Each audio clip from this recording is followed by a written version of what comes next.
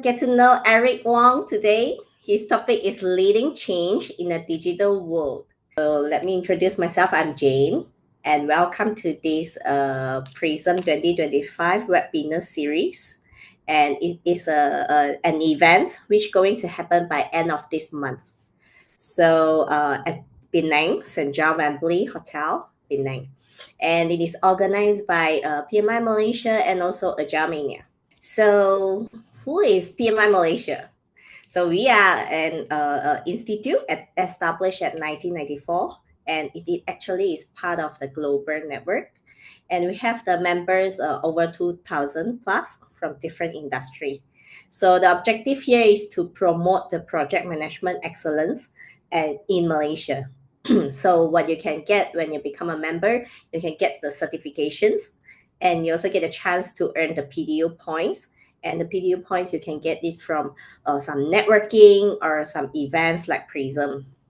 So you can find more information from the official website, pmi.org.my, or you can also find out more at LinkedIn, Facebook, and Instagram. So next, Agilemania. So Agilemania is a group of Agile leaders who are specific for Asia, leading Agile consulting and also training team. So we have experts in Scrum, Safe, Kanban, LeSS, and DevOps. And also Agilemania serve top enterprise across the banking, like AIA, Maybank, telco like Celcom, DG, and Macy's, and even more. So Agilemania had trained and coached over 10,000 plus professionals worldwide. Again, you can find out more information, including the webinar series at agilemania.com. And we are active at LinkedIn and Facebook as well. So what is PRISM? PRISM 2025 is definitely more than a conference.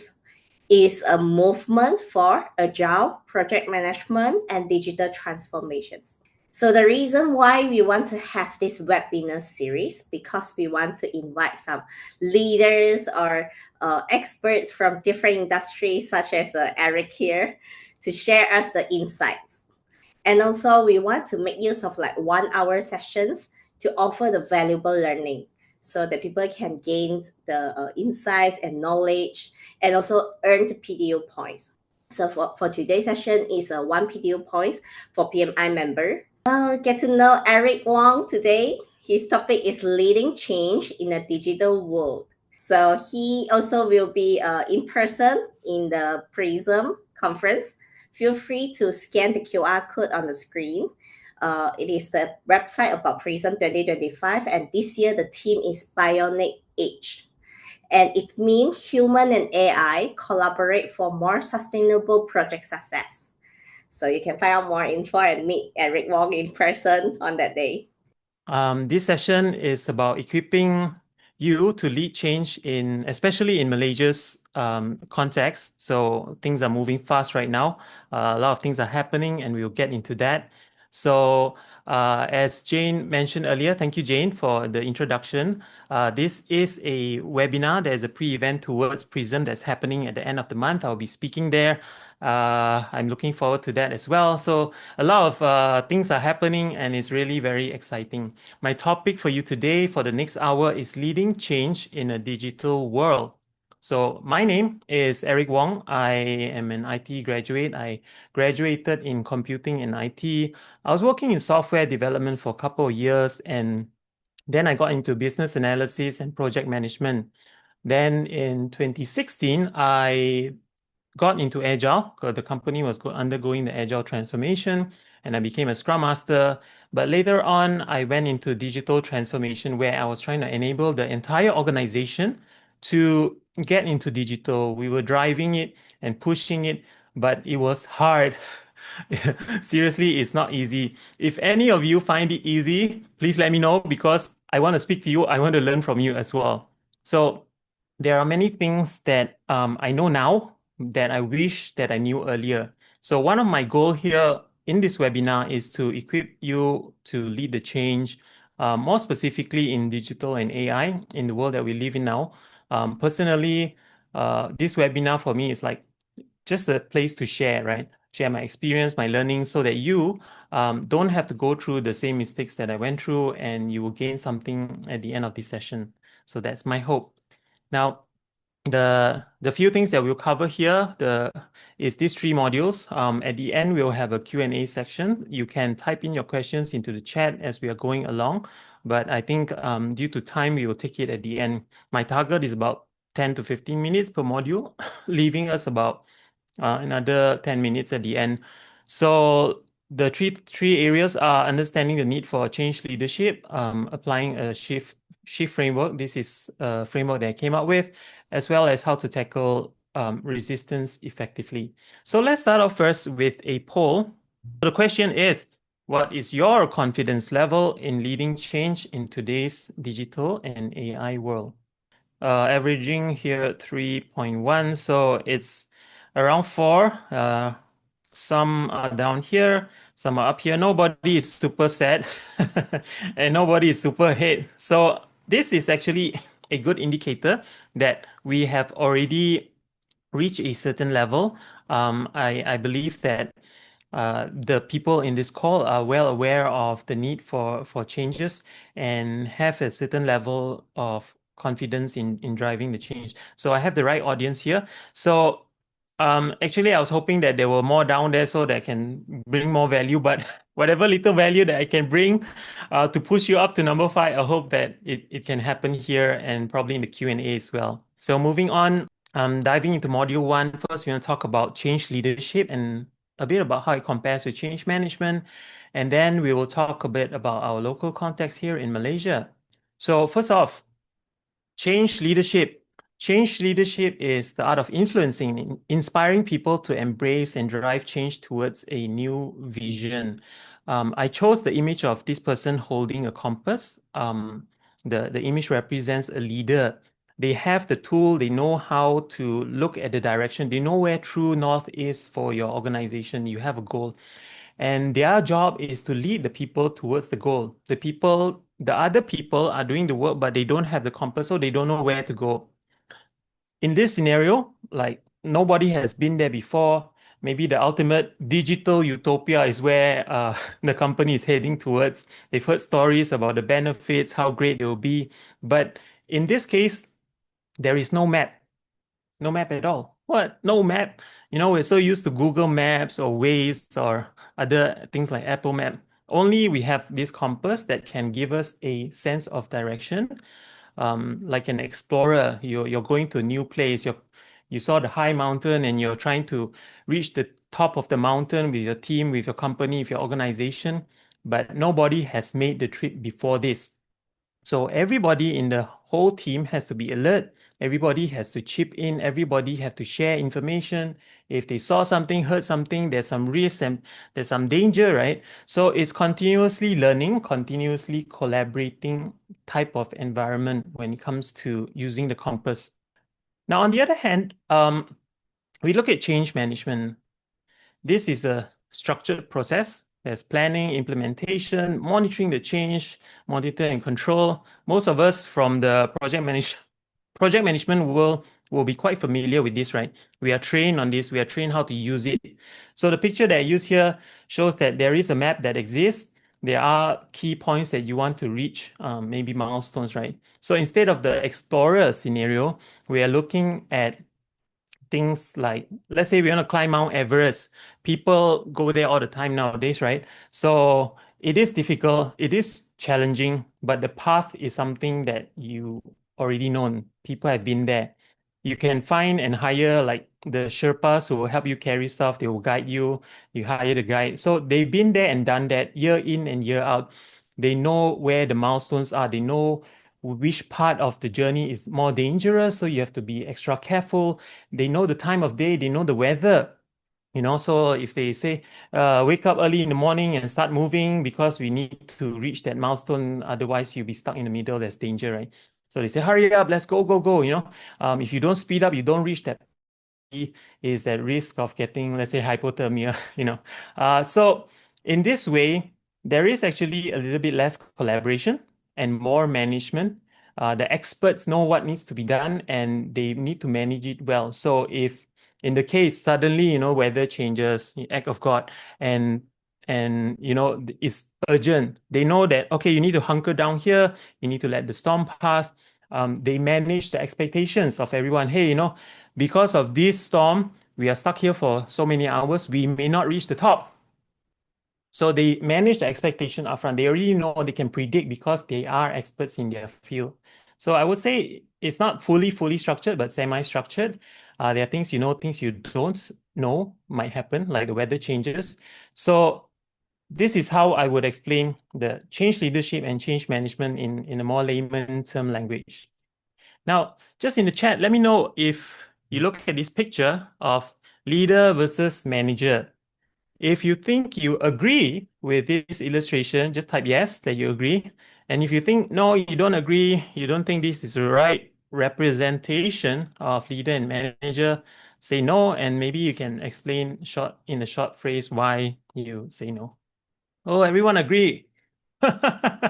So everyone agrees and they see this as leader and manager. For me, I kind of lean onto the disagree part. So why I disagree is because, well, I've been a project manager, and when managing projects, sometimes we see slack, sometimes we see certain team members are struggling. In the end, we have to fold up our sleeves, get into the trenches, help them out, and basically get it to move. I'm not like a project manager up here where I just stand and say, no, no, no, you just have to work harder, you just have to do overtime. Maybe it was because I was technical to start with. So when there was like IT projects, I could actually get involved.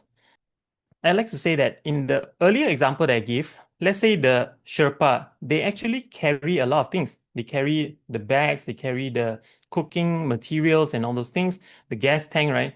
Um, and he also makes sure that the team have the resources to make the trip. He knows about the dangers and is clear the goal that they're trying to achieve.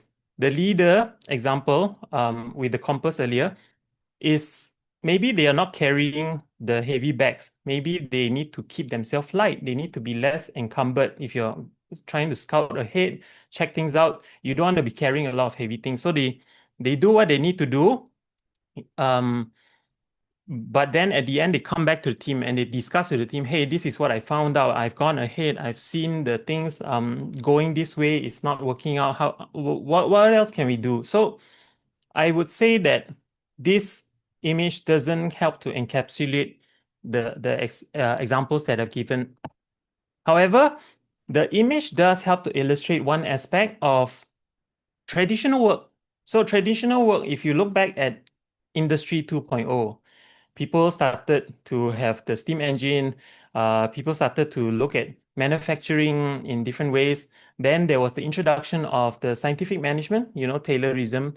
So managers and supervisors during those manufacturing time, they create SOPs, the standard operating procedures, right? They will do motion study. They will see how the assembly line workers are working. They will see which one is doing it in the best time. And then they will write it down and say that whoever we hire must follow that person who's doing the best job and essentially copy that person. So back in the days, those people that they hire could be having very little or no education at all. Therefore, managers and supervisors needed to be the brains, right? And they needed the muscle, the hands and feet to do the job. So they created the SOP and they follow. So in that sense, they are here and the workers on the assembly line is doing this. It makes sense to me, right? Because I can just add one person who may not be educated, may not know how to design new ways of working, but they just add on, they follow what this person is doing, and ta-da, you get the same consistent outputs. But if you don't mind me, look at your calendar now. What does he say? What year specifically, right? If you look at what year we're at, we're in 2025. Is that correct? So who knows what year the scientific management was created, developed by Frederick Winslow Taylor? When was it developed? Anyone in the chat? 19? No, not 19. It was developed in 1880s, 1890s. So if you count 135, 145 years ago, and I'm sure there's not much changes, right? Since 100 over years ago, no electricity, no internet, no computers, and you're enjoying your steam engine cars. Of course not. There's so many changes that has happened over the years. You are now having a smartphone that is more powerful than what they used to send people to the moon. You are having electric cars. You're using the internet. You're having multiple devices and computers, and you're having AI as well. So the speed of change, things are happening so fast right now. Way of work is really, really old, right? But the big question here is it, if it's old, is it still relevant? Does it still apply in some cases? Question mark. So, great question, Mr. Watson. Let's move on and find out. Make our lives easier. People usually create some structure like methodologies and frameworks so that we are able to do things better. Like when you have a box, you can put the stuff into the box, it contains it, you can carry many things together in the box, right? So it helps to contain that. But the thing is, sometimes different frameworks suit different situations and contexts. So a square peg should go into a square hole, right? The other question that comes here is, one, does waterfall or the traditional project management still have a place in the digital world? Two, is agile the way to go for the digital and AI changes? And three, some people say agile is dead. So how? So yes, these are all great questions. Please let me know when you find the answer. Right now, I just want to say that these are real questions. These are things that people in boardrooms, the C levels also struggle to find the answer because they just cannot grasp the stuff that they learn in management school versus what is actually happening in the world out there. So, would it be okay if I shared my answer? Would it be okay if I shared and explain how I figure out what frameworks to use in the different situations? So great. Let me then directly answer the few questions. Number one, traditional project management, Taylorism, waterfall, it is still relevant for certain situations. Number two, agile, yes, it is more suitable for digital and AI changes, and you will see why. Number three, no, agile is not dead. Okay, it's evolving and it is supposed to evolve. That's the whole point. We are supposed to learn the values, the principles, and together adopt the mindset so that you can change it, you can adapt it, you can use it and improve it. So I want to ask people, just go to the chat very quickly. Just let me know. Have you heard of the Spotify model? Give me a thumbs up or just say yes or no. Spotify model. Okay, somebody said no. Some yes, yes, no. Spotify, you know, right? The music streaming company. The Spotify model, written out by some of the engineers, the leading engineers, and they explain in detail how they have done their work. So how they split out their organization into tribes, chapters, and different teams rather than your normal org chart.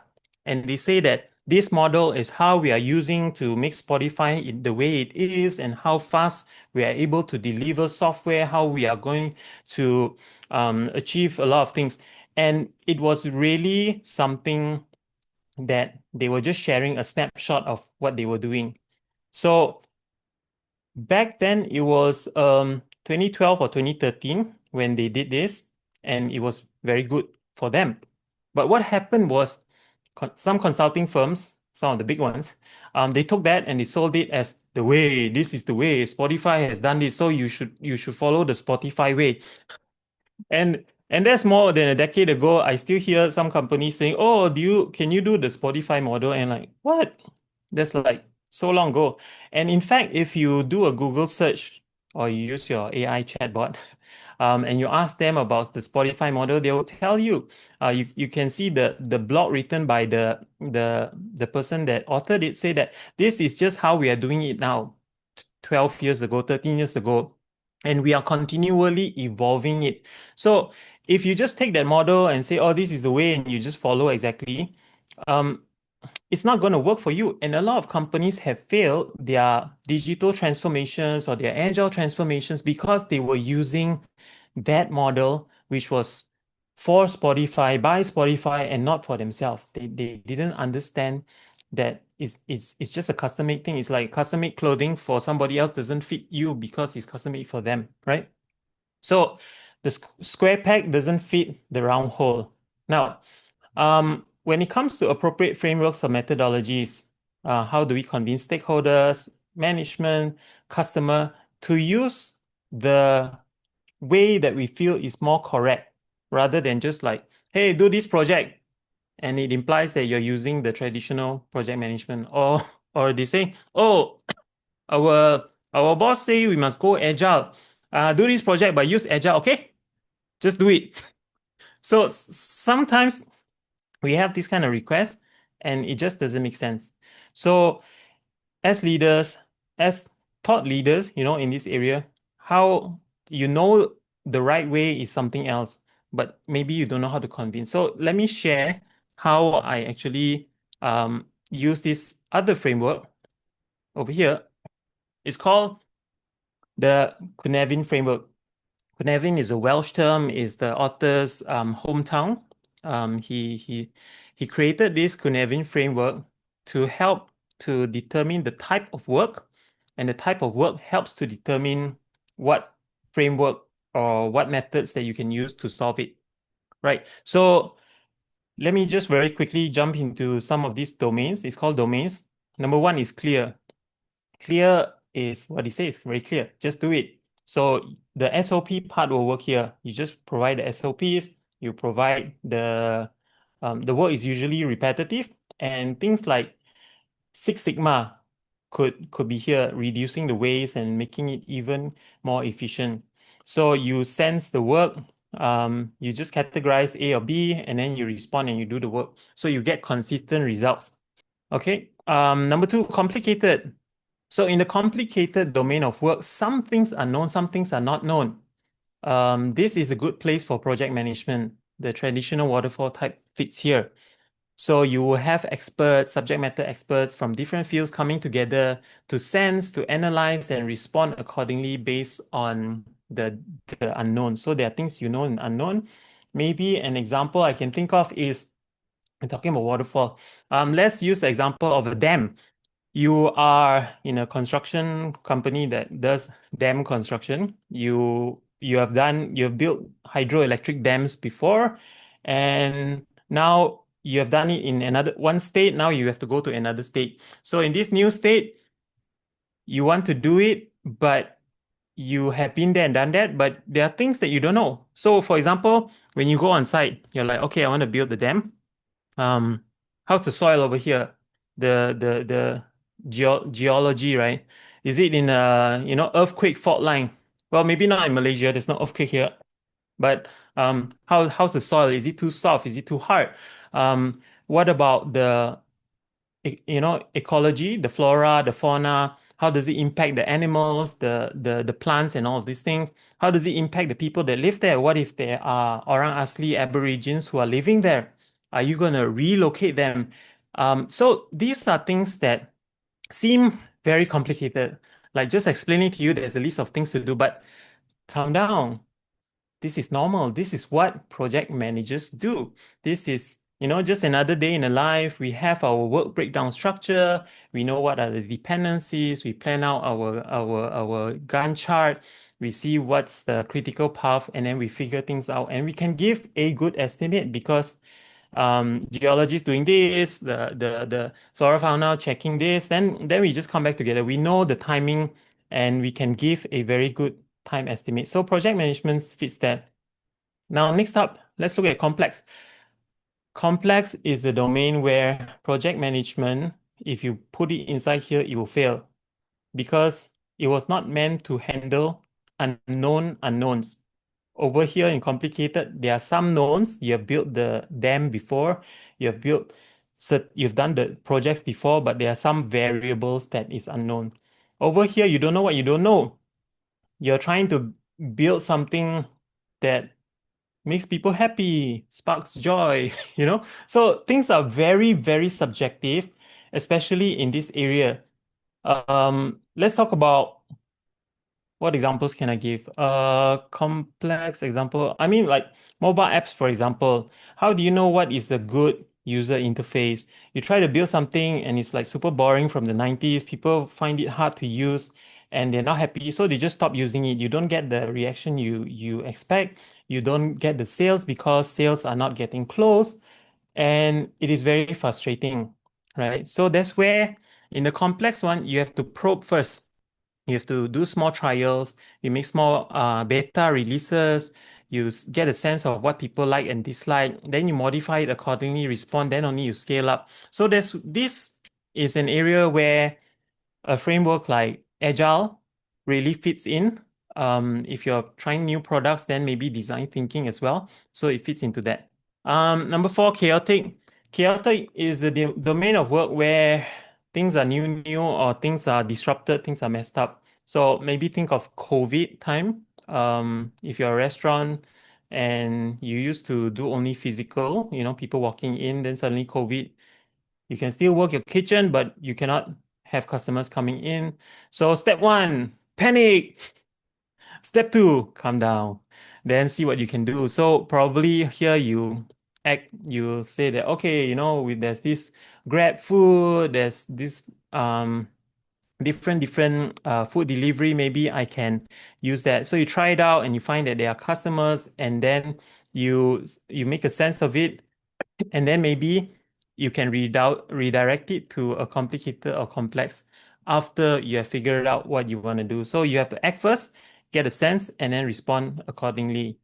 So frameworks that could work here is things like BCP, business continuity, crisis management, and maybe also leaders can revert to command and control. Reason why is because over here you need to act fast. You might not have the luxury of figuring things out slowly because your business is at stake. So sometimes you need to act quickly, just act, and then once you get the response and figure things out, you can move again. There's actually more to this, and I don't think we have time to drill down. This is just a brief introduction. I have another diagram here. Yep. So I added this diagram here because they took the same thing and they drew it in this like 3D illustration. Do you guys see where the robot is? the robot is up here inside the clear domain. So this is the human one doing the thing repetitive. This is where you get AI or robots to replace it. So this clear area is super suitable for the automation. And if you see this one, they are falling down, it's because sometimes you think your job is safe, you think your industry is safe, but let's say AI comes in and disruption happens, you fall into this chaotic one. So I'm not going to go into a lot of examples, but you get the idea. Work can move from one domain to another domain, and over time, things unravel, technology changes, it can shift things around. So the world is constantly moving, the work is constantly moving, and it can move in different domains. And I guess the main point here is that you identify the domain once in a while, you use certain ways to address them. So let me flash out this slide. So here we talk about using, let's say, Six Sigma over here for the clear domain. Over here, we use project management. Over here, we use agile design thinking. Over here, we may do the OODA loop to figure out what to do.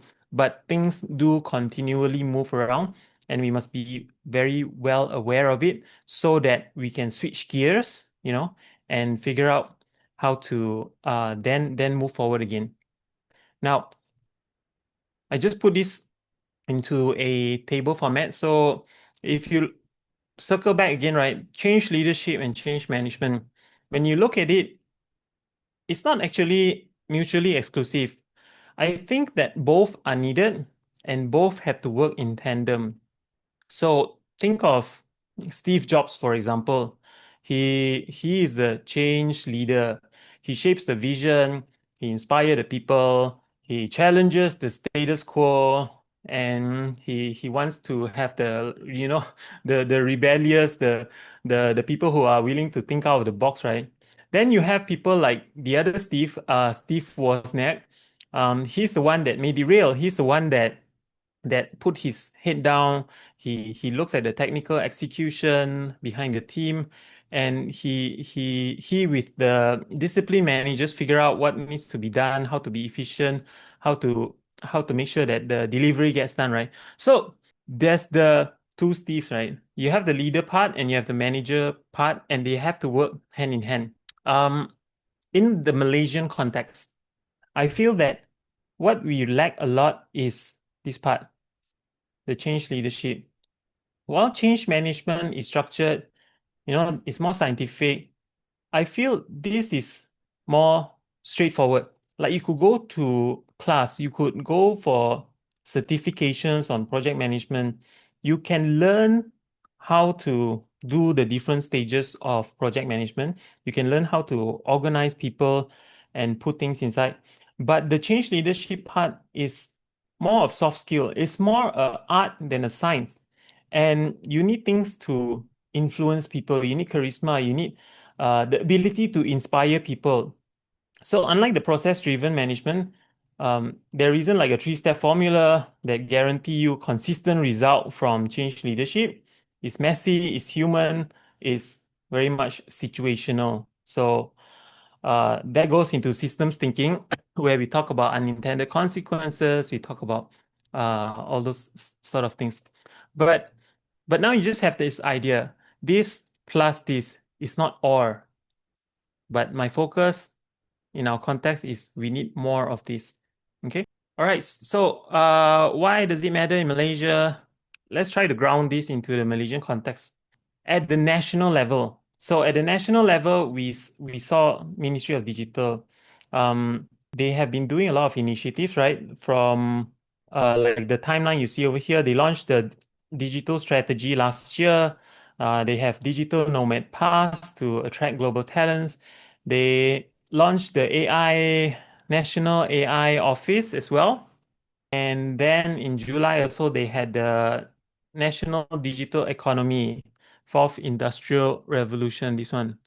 So it's a joint effort between the Ministry of Economy and Ministry of Digital. So they are all working together and pushing the entire nation towards this digital economy. So there's this My Digital initiative somewhere. Yeah, My Digital initiative. And their goal is to have a digitally driven high income nation by 2030. So 2030, only 5 years away. Are we going to be there, or are we going to be left behind, right? So I feel that this is not just about the adopting technology, because here we need to blend the traditional business practice in Malaysia with advanced, digital products and services. To me, is hybrid. Um, and the reason why I say that the change leadership is important is because when people don't understand the change, they will not be part of the change. They will resist the change. Unlike certain countries, let's say China, for example, China, when the government say everybody, you need to use the, QR codes and the app to do your payment money, everybody shifts really quickly. You don't have that level of resistance as you have in some other countries. In Malaysia, I think it's more open and democratic as well. So these are the maybe some of the pros and cons, and it's I'm kind of going off tangent a bit, but the national or nationwide behavior of people, culture also impacts your digital adoption. So your company might be advanced, might be adopting, but you should be careful of the community and the country as well. So we have to look at it from a holistic point of view and look at the different layers and address them accordingly. Oh yeah, so I have this slide, some examples talking about, let's say the Kedai Runcit. Now everybody's accepting QR payments. Even old people, your grandpa, grandma are using e-wallets. Some of them don't need to carry their cash anymore. Their kids just enable them to use the touch and go. Family-run restaurants have pivoted to food delivery. Manufacturers have rolled out different IR 4.0 solutions, and they still continue to maintain their supply chain and their relationships that helps to build the company from the start. So in terms of all of these things that you see, it is quite unique. Malaysia is unique in its own way. We are not just managing the technology change, but also the cultural bridges that we need to build. We are a harmonious uh, country that has multiple races, religion, and all of these things, and we do have a challenge of the power gap.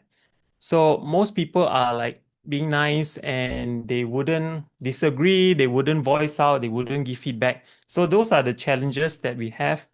Unlike some, Western way, like the authors of some books just say, "Oh, do this, do that," and you work out. But trust me, it's different. We have to figure out our own context, and we have to modify the approaches and apply it. So using change leadership, being mindful, understanding that it's more of a consultative relationship type of work rather than just saying, "Oh, everybody, we are doing the big transformation and just go with it." So yeah, so that's the Malaysian context. Now, want to just have a sense of what do you guys think in terms of urgency to drive digital and AI adoption? This is the extreme one, super urgent. And I think most of us feel that definitely we should do more. So very good. It's good. So we are quite aligned. Nobody is like taking the chill pill and just waiting it out. This module, I wanted to introduce a framework that I am trying to give to you as a way to use when you're doing change. The steps that I have here are, I'll go through one by one. Number one is see the urgency. Number two, harness the allies. Number three, involve early and often. Number four, frame the narrative. Number five, transform behaviors. So we walk through each of the component and explore how they can help you lead change more effectively in today's digital world. One, seeing the urgency. Earlier in a poll, we all sense urgency. We all feel that we should do more. Some feel that, oh, we must be 100% super, we really need to accelerate. For me personally, I don't like to rush at the last minute. I prefer to have, facts, figures, have a clear plan. Somebody needs to keep a lookout. Somebody needs to understand all of these things, right? So remember the story of the leader with the compass I shared just now. Our job is to help to see the signal through the noise. Before we jump into big transformation or choosing the wrong way to go, we need to ask ourselves, does it align with our strategy? Will this bring more values to our customer? Does this make sense for our shareholders? So seeing the urgency is not just about panicking and doing all kind of stuff. It's about having clarity, it's about having focus, and it's also about timing. So we should be proactive and not reactive, and we need to have data and sufficient information to back the things that we do. Secondly is harness the allies. If you're familiar with things like diffusion of innovation, you remember that it starts with the innovators, then you get your early adopters, then there's a gap. So the gap between the early adopters and the early majority, there's a lot of communication that needs to be done. So you need to harness your allies, which are your innovators and your early adopters first. These are the people that just get it. They know what you're saying. They already feel the same thing. So they're already on board. Just tell them how they can help you. So what you need to do is you don't just identify them. You identify already, engage them. You empower them to engage others. You give some materials, framework, communication deck, you get them involved. So you make them like your internal influencers, the change champions within your organization. So, like I mentioned earlier, the art of communication is about community. You're not pushing the change alone. As a leader, you need to grow the momentum and you need people on your side to do it. Change isn't just about doing the work. Yeah, it's communicating again and again and again, but not in a boring way lah. Some people are just so boring. Um, there's this term called the IKEA effect. Do you guys know about IKEA effect? Or there's another one which is the story about the cake mix, where They you just need to add an egg. And when people found that they contributed to, let's say, building the IKEA furniture or putting the egg into an egg mix, made them feel more valued, make them feel that they are part of the result. And that's why you should involve people early and often so that they can feel heard, so that they can raise their concerns. Um, you can do workshops, you can run pilots before going company wide.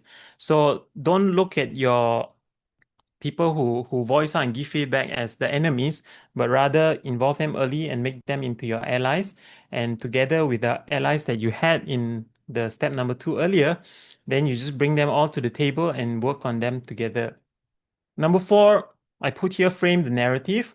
This is where the actual communication, the messaging happens.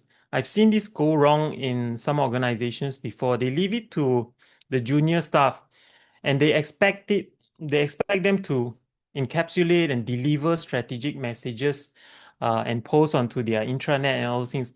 The worst that can happen, people get confused, they are unclear, they get stressed, they get anxiety, and some become defensive and detractors and they're just trying to stop. Oh, what kind of change is this? Are we going to lose our job? So by right, if you've done number one, you've seen the urgency. Number two, with the allies, you should be able to tell a good and compelling story, and you should be able to have people to support it. Things like, why do we need this change? How will it help the company? How will it help you, as part of our company? So don't just communicate, frame the narrative, be very clear, be very strong in how this will impact their own life, and also the company, and also the business as a whole. And the last one is transforming behaviors. The final T, this is where the change is supposed to stick. So it's not just about communication, it's about reskilling. You have to unlearn, you have to relearn, you have to adapt. So provide internal support, whether it's internal or external training, coaching, hands-on practice. You need to reinforce the positive behaviors. So some people do incentives, but not just money, right? You need recognition, you need celebration, you need visibility. People need to, when people can see what's happening, the improvements that are coming, they feel more motivated, they feel they're part of it. So all of these things are part and parcel of the communication and of enforcing the behaviors. So you can also use things like gamification to make it fun, right? Yeah, so make it some challenge that people want to solve, not just something that they do just to avoid being scolded by their bosses. So it becomes part of their BAU work.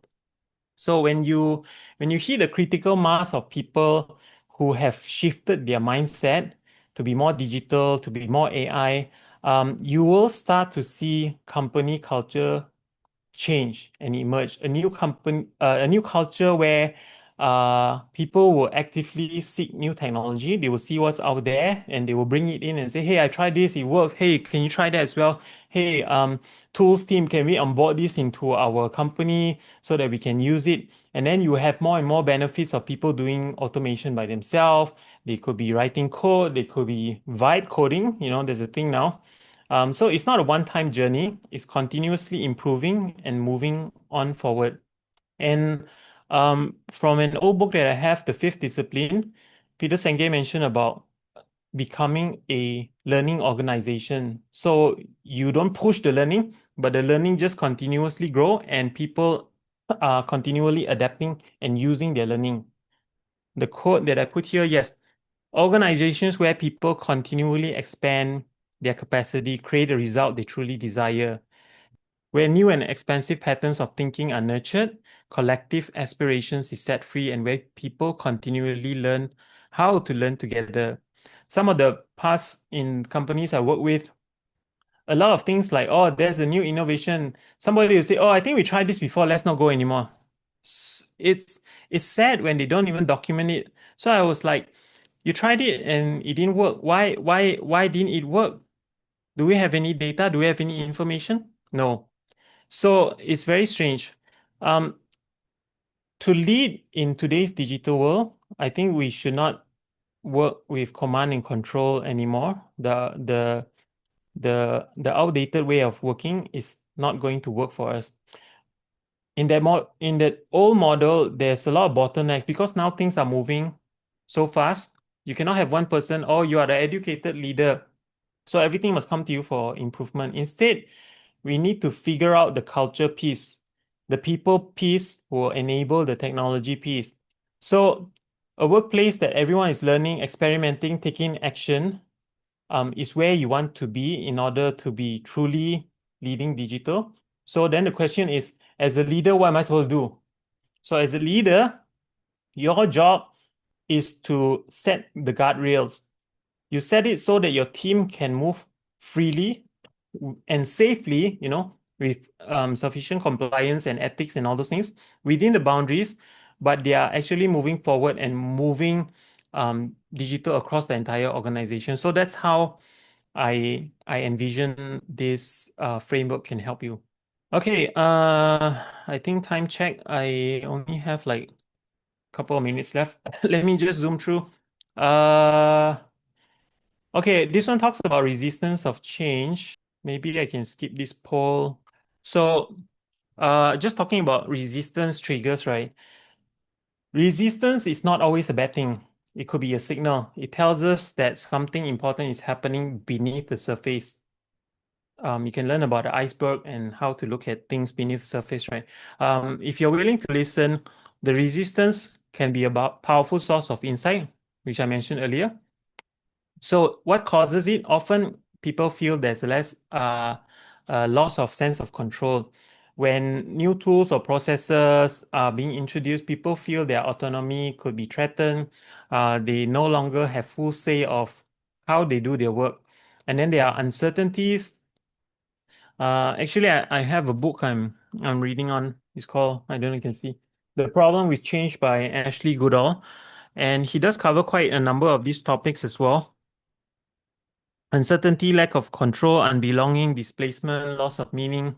So there are a lot of reasons that people may resist.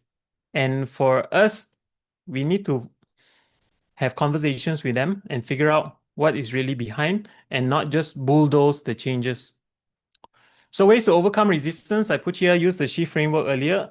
I think when you have the steps of getting your allies, understanding that there are innovators and early adopters, working with them, framing your communication well so that it speaks to people at the different levels, and ensuring that you get their trust, you get their participation. It's not so much on the technology, but it's more on trust, clarity, why this is happening, and then you get people to be engaged. So the shift framework that I put there is just like a practical, roadmap that can help you to lead with empathy while still also driving the result, which is the transformation part that you get at the end. Okay, I think I'll send out the slides later on, if you fill up the QR code. So these are some of the resources that you can look at as well and synthesize some of their learnings. Let me wrap up with this use case. Recently, I saw on LinkedIn a very interesting radical change, way to adopt AI. And anyone knows this guy? If you guys watch the Diary of a CEO, you know this guy. His name is Steve Bartlett. He did something really interesting and radical, and let me just jump to the slides. Yeah, okay, so this is post. He said that he gave away 20,000 and he saved the company 1.18 million, 65,000 hours. So, some time ago, he wrote to his team. This was just 2 weeks ago. Yeah, he did this post. So he told his team about AI agents, and he asked everybody that this. So you can see the narrative happening here. He asked everybody, your team is going to be given support. You can make your own thing. There's a competition. So this gamification happening. And the results is 100% participation from all the officers. They came out with 48 AI tools. They saved this amount of money and hours from productivity. And that's really, really crazy. I think this is like this use case came just at the right time when I was preparing for this talk, because so different. He didn't say that, hey, this is the technology, go and use it, go and apply it. Make sure you save, a company money. The way he did it was, hey, this is a internal contest. Let's have fun together. There will be support, and people are happy. There's a celebration. People people are getting medals and everything. So it wasn't about the AI tool, but it was about inspiring people and sharing the vision of the leader that they want to achieve this savings together so that they can get out of the boring work and get into more interesting work. So I did a mapping of the shift with what Flight Story, what Steve Bartlett did there. So framing the AI as the biggest shift in their lives, having allies and people to help out, involving early and often. So this is how I've mapped it out. Now let me just wrap up quickly. There are more recommended reading here. Discipline Agile from PMI also is a good tool chain that can help you to figure things out. You can map it with the Cynefin diagram as well. Can you just let me know what is a quick takeaway that you have from this session? Great, great, great. Yeah, thanks so much. Thanks so much to Jane to wrap us up. Sure. Thank you so much, Eric. It's very Okay. insightful. So for PMI member, if you wish to claim one PDO point for today's sessions, so screenshot this one so that you know where to find me later. Find out more detail, scan the QR code. It's the same QR code at the beginning. If you miss it out just now you can just scan again. So Eric will be there in person. So meet him in person and ask more questions to him. So yeah, thank you so much, everyone. You can screenshot this or scan, and we will also include in the thank you email as well. Thank you so much, everyone.